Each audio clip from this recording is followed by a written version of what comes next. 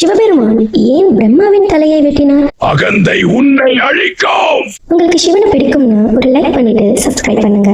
இந்த உலகத்துல பிறந்த நம்ம எல்லோருக்குமே நான் அப்படின்ற ஒரு உணர்வு இருக்கும். நான், எனக்கு, என்னுடையது, நான் தான். இந்த எண்ணம் தவறில்லை. ஆனா அந்த எண்ணம் நான் தான் பெரியவன், நான் தான் உயர்ந்தவன், நான் சொல்வதுதான் சரின்னு மாறும்போதுதான் அகந்தை பிறக்குது. அந்த அகந்தை, அகங்காரம் ஒரு மனிதனை மட்டும் இல்ல, அவனோட நல்ல குணங்களையும் மெதுவாக எரிச்சு சாம்பலாக்கும். அகந்தை ஒரு மனிதனுக்கு வந்தா அது அவனுடைய அழிவுக்கு வழி. அதே அகந்தை ஒரு தெய்வத்துக்கே வந்தால் அதுதான் இந்த கதை. படைப்பின் கடவுளான பிரம்மா ஒரு நாள் அகந்தையில் மூழ்கினார். நான் தான் உலகத்தை படைக்கிறேன், எனக்கு மேல் யாரும் இல்லை. அவருடைய கடமை என்ன?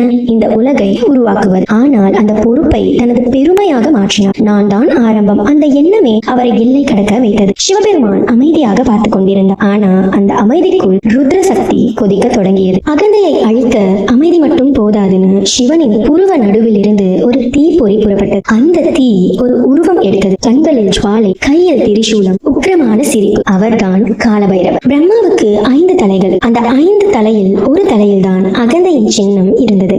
அதனால்தான் காலபைரவர் அந்த ஒரு தலையையே வெட்டினார். அகந்தையின் முடிவு பிரம்மாவின் 5வது தலை. ஆனால் அந்த வெட்டப்பட்ட தலை கீழே விழவில்லை. அது சிவனின் கையில் ஒட்டிக்கொண்டது. அந்த தலை எழும்பு பிச்சை கிண்ணமாக மாறியது.